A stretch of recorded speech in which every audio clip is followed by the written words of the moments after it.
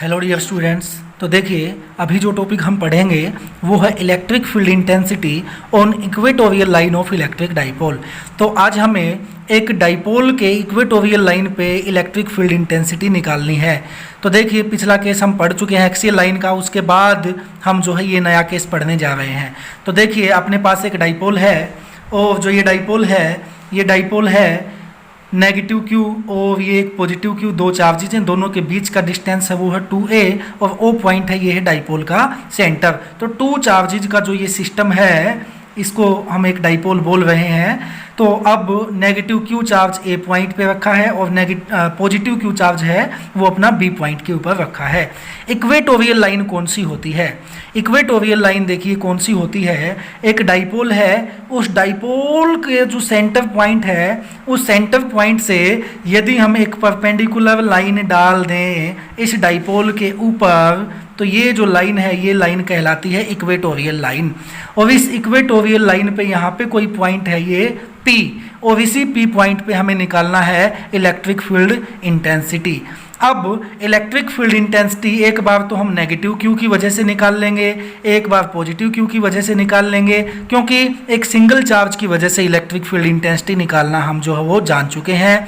और फिर कंप्लीट की वजह से हमें कंप्लीट चार्ज डाइपोल की वजह से हमें यदि फील्ड इंटेंसिटी यहाँ पे P पे निकालना है तो हम अलग अलग की वजह से जो निकाल चुके हैं उन दोनों को ऐड कर देंगे और हमारा रिजल्टेंट इंटेंसिटी जो है वो आ जाएगा। होप सो आपको समझ में आया हो। तो देखिए, ध्यान से इसको समझते जाइएगा, मुश्किल नहीं है। तो सबसे पहले हम इलेक्ट्रिक फील्ड इंटेंसिटी यहाँ पे निकालेंगे। वो हम इलेक्ट्रिक फील्ड इंटेंसिटी यहाँ पे निकाल लेते हैं किसकी वजह से? नेगेटिव क्यू चार्ज की वजह से हम निकाल लेते हैं। तो देखिए, ये नेगेटिव क्यू चार्ज है और सपोज कर लो P पॉइंट के ऊपर कोई यूनिट पॉजिटिव चार्ज, यहाँ पे एक यूनिट पॉजिटिव चार्ज जो है यहाँ पे P पॉइंट पे रखा है। तो ये एक जो है टेस्ट चार्ज है यूनिट पॉजिटिव और ये एक सोर्स चार्ज है। तो नेगेटिव क्यू चार्ज जो है इसको अपनी ओर खींचना चाहेगा इस तरीके से, ठीक है। और नेगेटिव क्यू चार्ज की वजह से P पॉइंट के ऊपर जो इलेक्ट्रिक फील्ड इंटेंसिटी है, ये इलेक्ट्रिक फील्ड इंटेंसिटी हम मान लेते हैं ये है E1। तो E1 की डायरेक्शन कौन सी हो गई?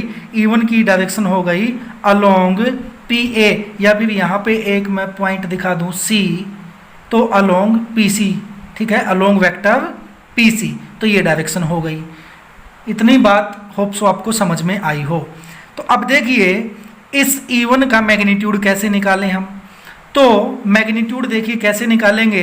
तो हम जानते हैं electric field intensity single charge की वजह से कितनी होती है। E1 का वैल्यू हो जाएगा 1/4 पाई एप्सिलॉन नॉट इंटू में चार्ज कितना है? Negative Q.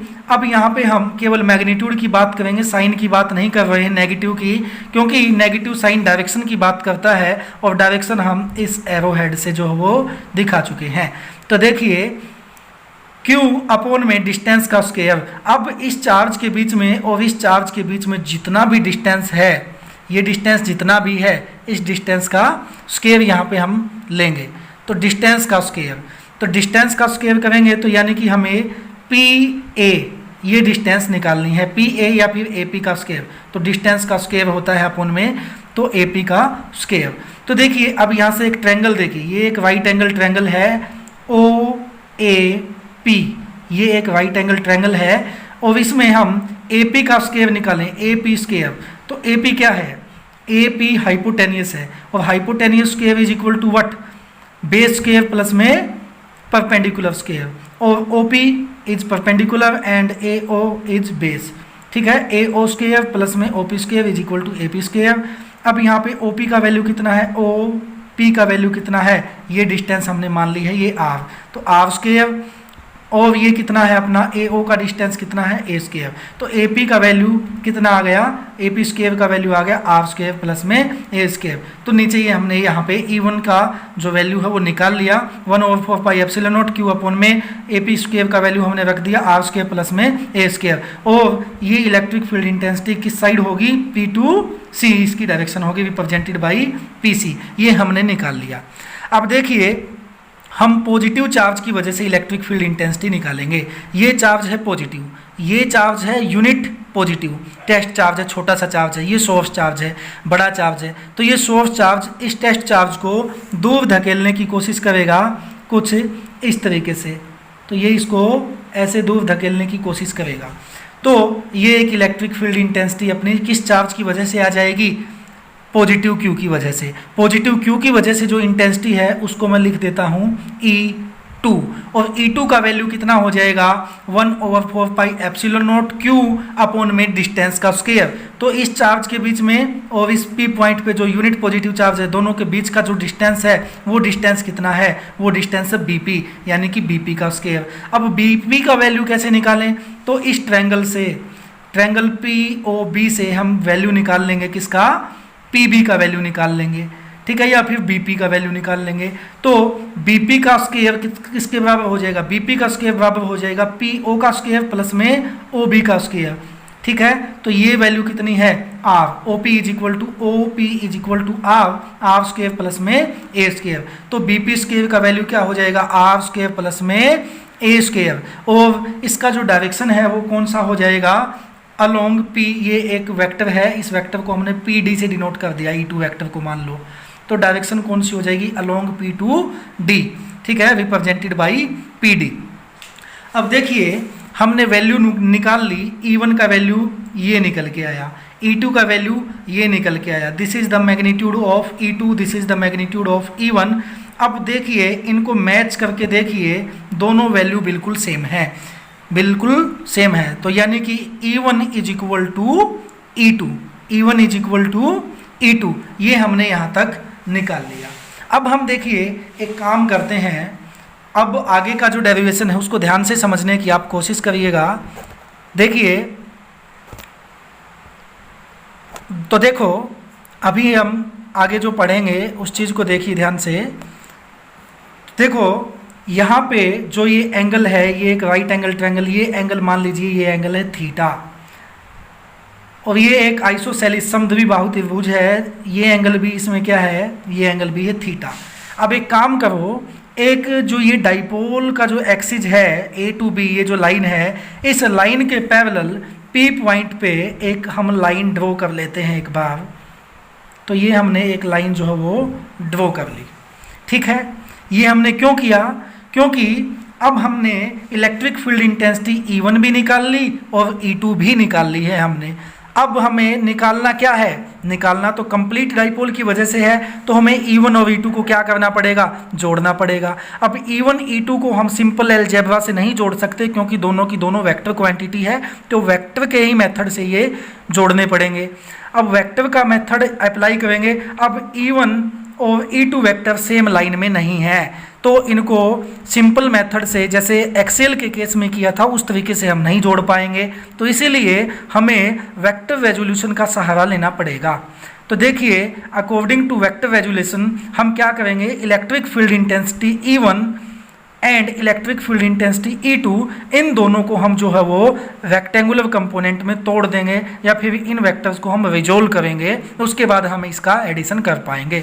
तो सबसे पहले देखिए हम E2 को रिजोल्व करते हैं। तो देखिए ये एंगल यदि थीटा है, ये एंगल यदि थीटा है तो ये वाली लाइन इस लाइन के पैरेलल है, ये एंगल थीटा है तो ये एंगल भी क्या होगा? ये एंगल भी थीटा होगा। होप सो ये बात आपको समझ में आई हो। तो अभी देखिए अभी यहाँ पे क्या हो जाएगा? अब थीटा के साथ जो कंपोनेंट बनेगा E2 का जो कंपोनेंट थीटा के साथ बनेगा वो क्या हो जाएगा? वो हो जाएगा E2 कोस थीटा। ये कंपोनेंट क्या कहलाएगा? E2 cos theta. और E2 कोस थीटा के परपेंडिकुलर जो कंपोनेंट होगा, ये वाला कंपोनेंट, ये कंपोनेंट क्या कहलाएगा? ये कहलाएगा E2 साइन थीटा।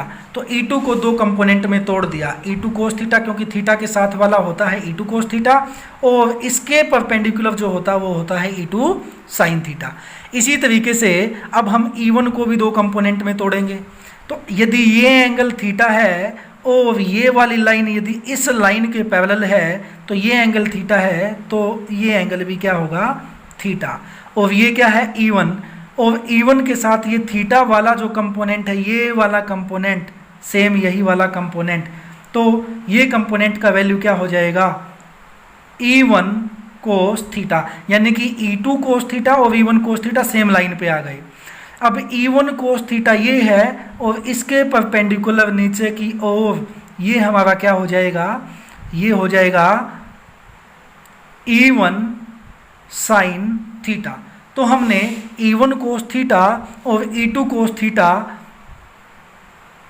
सॉरी, तो हमने इलेक्ट्रिक फील्ड इंटेंसिटी E1 और E2 दोनों को हमने क्या कर लिया, दोनों को हमने रिजोल्व कर लिया है। तो रेजोल्यूशन के बाद क्या चीज़ देखने को आती है, तो दो कंपोनेंट को देखिए, ये कंपोनेंट है E2 साइन थीटा, ये कंपोनेंट है E1 साइन थीटा। दोनों के दोनों vector E2 sine theta and vector E1 sine theta एक दूसरे के बिल्कुल अपोजिट हैं, और एक दूसरे के अपोजिट हैं और मैग्नीट्यूड भी सेम है, क्योंकि E1 is equal to E2।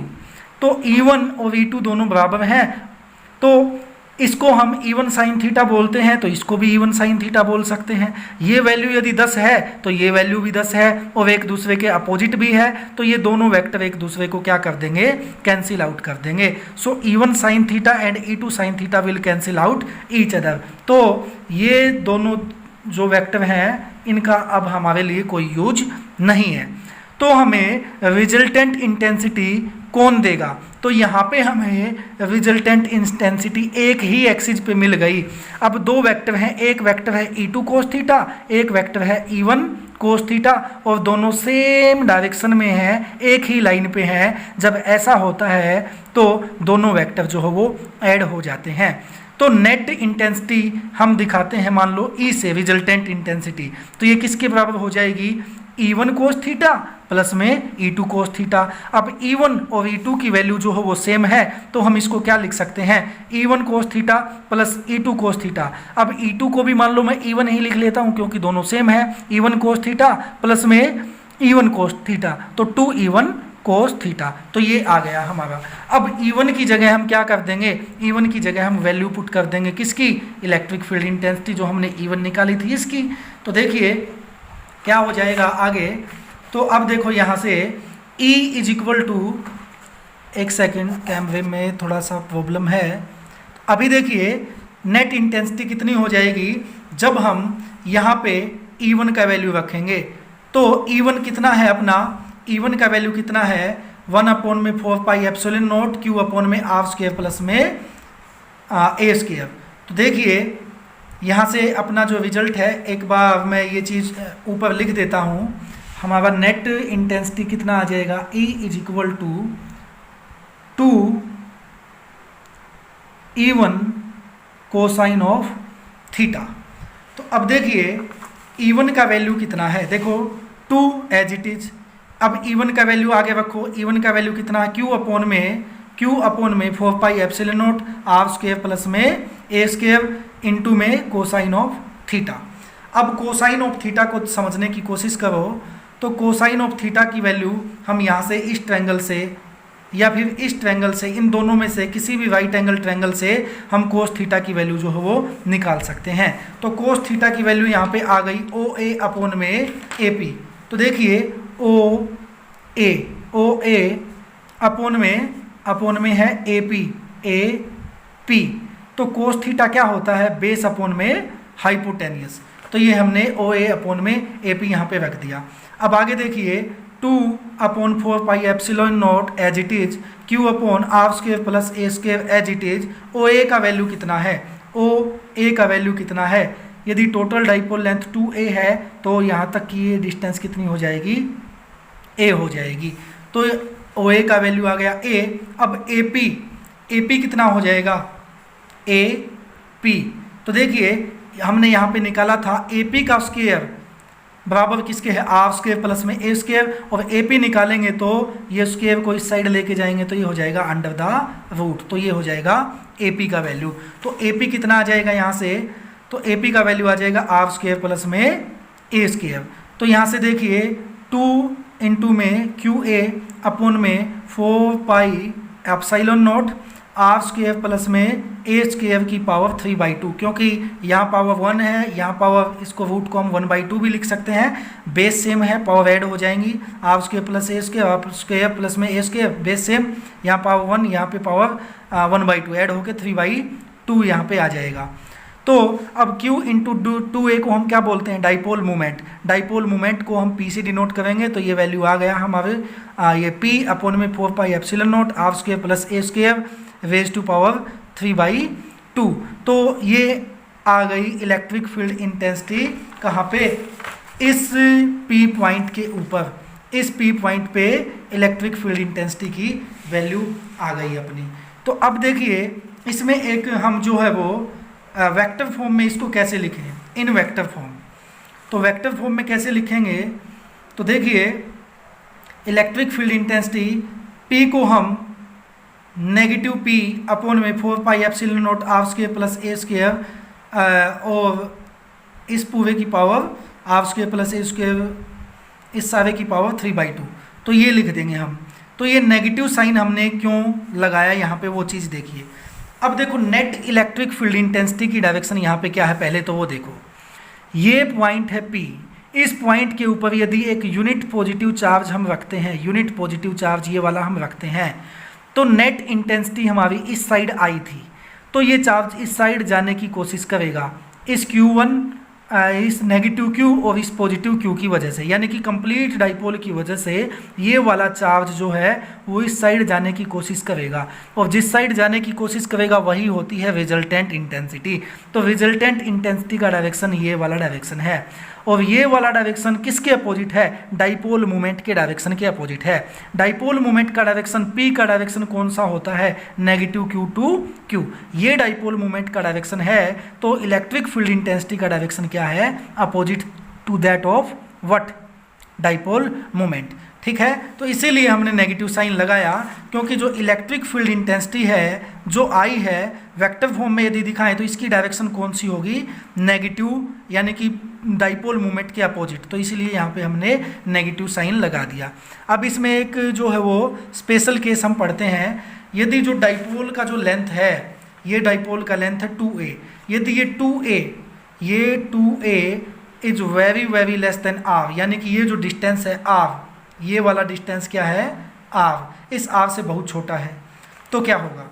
अब देखिए 2a यदि बहुत छोटा है r से, तो इस रिजल्ट में हम किसको नेगलेक्ट कर देंगे? a को नेगलेक्ट कर देंगे।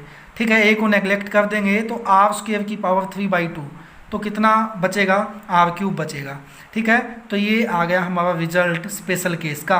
और यहाँ से E और R में क्या रिलेशन है? E is universally proportional to r³।